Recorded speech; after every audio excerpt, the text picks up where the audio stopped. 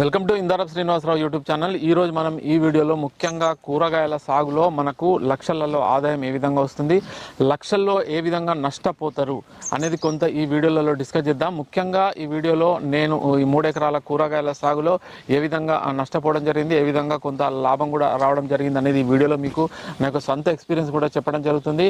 వాస్తవంగా చాలామంది రైతులు యూట్యూబ్లో వీడియోలు చూసి ఒక రైతుకు లక్షల ఆదాయం వచ్చిందని వెంటనే ఆ క్రాప్ వేయడము, అదే ఆదాయము ఆ రైతుకు కూడా వస్తుందని భావించి పెట్టుబడి పెట్టి లాస్ కావడము, కొన్నిసార్లు ఆదాయం రావడము, అంటే అన్ని రకాలుగా ఇటు ఆదాయము ఇటు నష్టం రెండూ ఉంటాయి.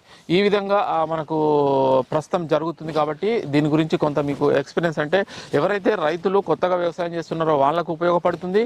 ఎవరైతే రైతులు చేసి ఆల్రెడీ పంట పెట్టి లాస్ అయ్యి కొంత నిరుత్సాహంగా ఉన్న వారికి కూడా కొంత మోరల్ సపోర్టు, కొంత ఐడియాస్, కొంత సపోర్ట్గా వారికి కూడా హెల్ప్ అవుతుంది.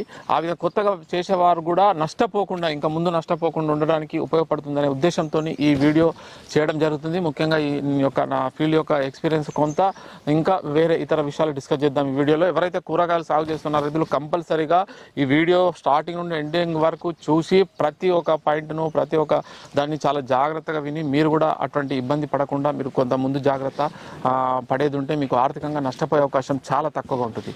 సో ముఖ్యంగా చూసినట్లయితే ఇప్పుడు ఇది మీరు ఈ బ్యాక్ సైడ్ అంతా చూస్తున్నది మనది 3 ఎకరాల ఫీల్డ్.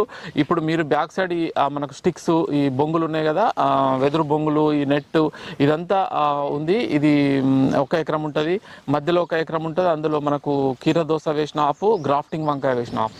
తర్వాత లాస్ట్ బిట్ 1 ఎకరం ఉంటుంది, అందులో ఒక 30 గుంటలు బీర వేసిన, ఒక 10 గుంటలు గ్రాఫ్టింగ్ గ్రాఫ్టింగ్ అండి, మన మామూలు కీరదోస వేయడం జరిగింది. ఈ విధంగా 3 ఎకరాలు వేయడం జరిగింది. ప్రస్తుతం మీ బ్యాక్ సైడ్లో ఇప్పుడు మీరు చూస్తున్న దాంట్లో ప్రజెంట్ జస్ట్ 5 days అయింది కీరదోస వేయడం జరిగింది. సో అయితే ముఖ్యంగా ఆ కూరగాయల సాగులో మనకు కంపల్సరీగా లాభం ఉంటుంది, నష్టం ఉంటుంది, లక్షల్లో ఆదాయం ఉంటుంది, కొన్నిసార్లు లక్షల్లో నష్టపోయే అవకాశం కూడా ఉంటుంది. మనం రెండింటి పరిస్థితులను ఎదుర్కొని, రెండింటి పరిస్థితులను మనము ఫేస్ చేసి ముందుకు వెళ్ళినట్లయితేనే కూరగాయల సాగు అనేది చేయాల్సి ఉంటుంది. ఆ విధంగా మీరు సిద్ధం ఉన్నప్పుడే కూరగాయల సాగు వైపు రావాలి. ఏదో ఒక వీడియో చూసి, ఏదో ఒకటి ఎవరిని అడిగి 1,00,000 రూపాయలు పెట్టుబడి పెట్టి వెంటనే నాకు ఇన్ని లక్షలు వస్తాయని చెప్పి చేసి అది రాకపోయేసరికి వదిలిపెట్టి ఆ విధంగా కాకుండా కొత్తగా ఎవరైతే వ్యవసాయం చేస్తారో, కొత్తగా కూరగాయలు సాగు చేస్తారో వారు కంపల్సరీ ఒక 1 to 2 years ఎక్స్పీరియన్స్ అనేది కంపల్సరీ రావాలి. అప్పుడే వారికి మార్కెట్ గురించి, విత్తనాల గురించి, పంట గురించి, ఈ వర్కర్స్ గురించి, వాతావరణం గురించి కొంత అవగాహన అనేది వస్తుంది.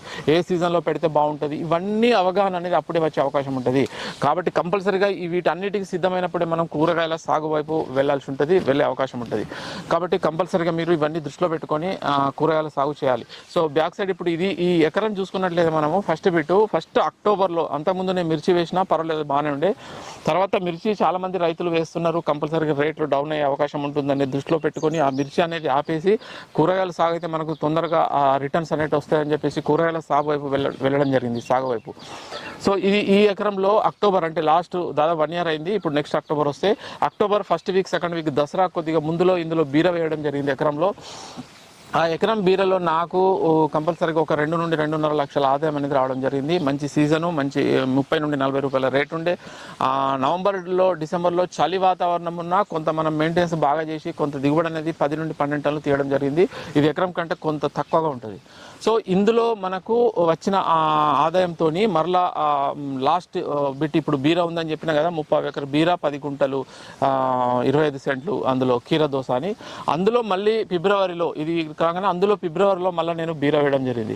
బీర వేస్తే అది ఒక 2 months 55-60 days రాగానే ఒక 2 కటింగ్లు కాగానే మనకు మార్చ్ ఏప్రిల్ అది మనకు గాలి దుమారం వచ్చింది కదా, ఆ గాలి దుమారంతో మొత్తం కంప్లీట్ ఆ నెట్టు, బొంగులు, స్టిక్స్ అంతా కింద పడి మొత్తం నష్టపోవడం జరిగింది. అందులో ₹1 కూడా ఆదాయం రాలే, పెట్టిన పెట్టుబడి కూడా దాదాపు రాలేదు, అందులో లాస్ కావడం జరిగింది. అంటే ఈ ఎకరంలో మన అనుభవము 2.5 లక్షల ఆదాయం వచ్చిందని సంతోషము, మందులో మళ్ళీ ఒక 70,000 లక్ష రూపాయల ఆదాయం, అంటే నష్టపోయినాము, వచ్చే 2 లక్షల, 1.5 ఆదాయం కూడా పోవడం జరిగింది. అంటే ఈ విధంగా నష్టపోవడం అనేది ఆ ఎకరంలో జరిగింది.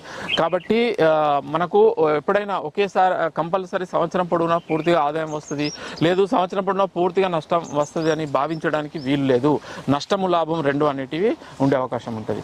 సో అయితే ఇప్పుడు ప్రజెంట్ మనకి ఎకరంలో నేను మన బీర కాగానే దసరా అక్టోబర్లో వేసిన బీర మనకు ఫిబ్రవరి అట్లా ఆ ప్రాంతంలో అయిపోయింది. మార్చిలో అట్లా ఏం చేసినా అంత ఇదే విధంగా స్టిక్స్ అంతా సేమ్ ఉంది, ఇప్పుడు ఎట్లుందో అట్లే ఉంది. అందులో మళ్ళీ కీర దోస వేయడం జరిగింది. ఎందుకంటే రెండు పంటలు మనం ఒకసారి మనం వేసినామంటే రెండు పంటలు కంపల్సరీగా తీసుకోవచ్చు. కీర దోస వేస్తే అందులో మనకు ఈ గాలి దుమారానికి అప్పుడు మొత్తం ఇక్కడ పోల్స్ పడిపోవడము, కరెంట్ లేకపోవడం జరిగింది. అట్లా 10 days వాటర్ లేకపోవడం వల్ల మొత్తం పంట అంత గ్రోత్ తగ్గి లాస్ కావడం జరిగింది. దాంతోపాటు నెక్స్ట్ మళ్ళీ కొంత కవర్ చేద్దామంటే ఈ బోర్ ప్రాబ్లం వచ్చింది, మనకు బోర్ రిపేర్ వచ్చింది, అది ఒక నష్టం జరిగింది. దాంతో మనకు అప్పుడు దోసలో రూపాయి కూడా రాలే, ఆ విధంగా కూడా రెండోసారి నష్టపోవడం జరిగింది. దాని తర్వాత ఇది ఇక దీన్ని వదిలేసి మళ్ళీ నెక్స్ట్ ఆ బీర తోట కింద పడ్డ తీసేసి మళ్ళీ బీర వేసిన, అందులో బీర వేసిన, ఇందులో మళ్ళీ బీర వేస్తే ఈ ఎకరంలో బీర వేస్తే వైరస్ వచ్చింది. అది న్యూలు వెరైటీ పెట్టినా, బట్ వెరైటీ అని కాకుండా మనకు ఆ టైం ఎప్పుడు పెట్టినా అంటే ఇందులో May 17కు మళ్ళీ బీర వేయడం జరిగింది. వైరస్ వచ్చింది.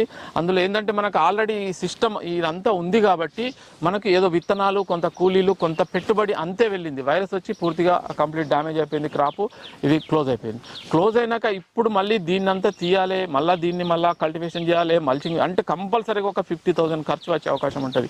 40,000 నుండి 50,000 ఖర్చు వచ్చే అవకాశం ఉంటుంది. అంత ఇప్పుడు పెట్టుబడి పెట్టలేము కాబట్టి ఆర్థికంగా ఇది ఏమైనా పర్లేదు, మనకు ఎంతో కొంత డబ్బులు ఆదాయం ఇస్తుందనే ఉద్దేశంతో ఇందులో మళ్ళీ మొత్తం స్ప్రేలు చేసి అంత చేసి కంప్లీట్ నీట్గా చేసేసి ఇందులో మనకు నెక్స్ట్ ఇప్పుడు 30 ఎకరంలో మళ్ళీ కీర దోస ఈస్ట్ వెస్ట్ జబా వేయడం జరిగింది. దాదాపు 7 days ఇప్పుడు 2 ఆకుల దశలో ప్రస్తుతం ఉన్నది. ఇది మనకు జనరల్గా ఎకరంలో 15 టన్నులు 13 టన్నులు కీర దోస రావడం జరుగుతుంది. అంత రాకున్నా మినిమం మనకు 17-8 టన్నులు వచ్చినా మనకు 1,50,000 ఆదాయం ఇందులో వచ్చుంటే మళ్ళీ నెక్స్ట్ క్రాప్కి పెట్టుబడి ఉపయోగపడే అవకాశం ఉంటుంది అనే ఉద్దేశంతో ఇందులో కీర వేయడం జరిగింది. సో ఇది 3rd క్రాప్. అంటే ఫస్ట్ కీర వేసినా బట్ అది పెద్ద గ్రోత్లో ఏం లేదు కాబట్టి అది పెద్ద 2nd క్రాప్ కింద రాదు కాబట్టి ఇది దాదాపు మనకి ఇప్పుడు 3rd క్రాప్ కిందకి వస్తుంది. సో నెక్స్ట్ వచ్చేసి మనకు అందులో ఇప్పుడు మళ్ళీ బీర వేసిన, అయితే ఆ బీర నెక్స్ట్ సార్ వచ్చే బాగా వచ్చింది. న్యూలు వేసిన మళ్ళీ వెరైటీ బాగానే వచ్చింది, అంత ఎక్సలెంట్ ఉండే. బట్ కటింగ్ ఒక 2 కటింగ్లకు 30 రూపాయలు దొరికింది. తర్వాత కటింగ్ నుండి కంప్లీట్గా 10-15 రూపాయలు, ఒక 20 రూపాయలు మాత్రమే రేటు దొరికింది. ఆ విధంగా అందులో పెట్టిన పెట్టుబడి కొంత వెళ్ళింది, అందులో కూడా ఎటువంటి ఆదాయం అనేది రాలేదు. ప్రస్తుతం అది ఇప్పుడు నడుస్తుంది, ఇంకా కటింగ్ అవుతుంది. ఇంకో 10-15 daysలో కటింగ్ అనేది క్లోజ్ అవుతుంది.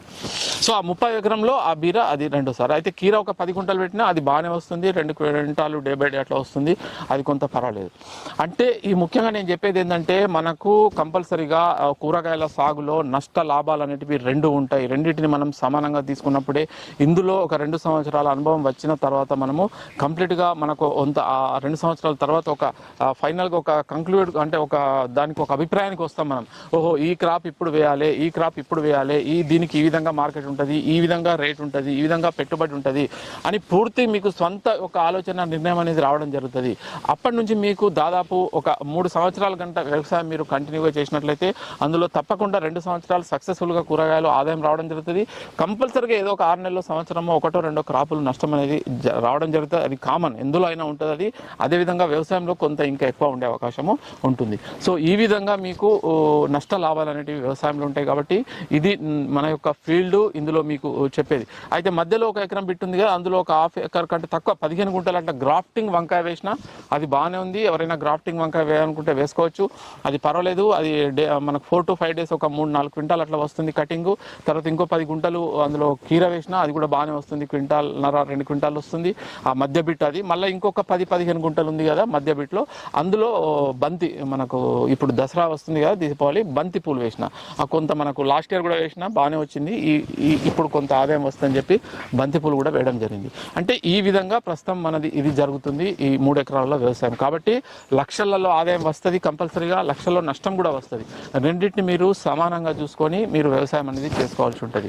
సో ఇది మనకు వ్యవసాయంలో ఈ ఆదాయము నష్టము. సో ఏదైనా మీరు డౌట్స్ ఉంటే కింద కామెంట్లో అడగండి.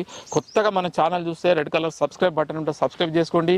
ఎటువంటి డౌట్స్ ఉన్నా మీరు కంపల్సరీగా మీకు కామెంట్లో కనుక అడిగినట్లయితే మీకు ఆన్సర్ ఇవ్వడానికి ప్రయత్నం చేస్తా. సో ఇంకా ఎటువంటి వీడియోస్ కావాలి, ఏ కంటెంట్ మీద కావాలి, ఏ పంటల మీద కావాలనేది కింద మీరు అడగండి. అడిగితే దానికి సంబంధించిన ఎక్కువ కామెంట్లు ఎక్కువ వస్తే కనుక దానికి సంబంధించిన వీడియో కూడా చేయడానికి ప్రయత్నం చేస్తా. సో ఇది ఈ వీడియో చూసిన రైతు సోదరులందరికీ ధన్యవాదాలు.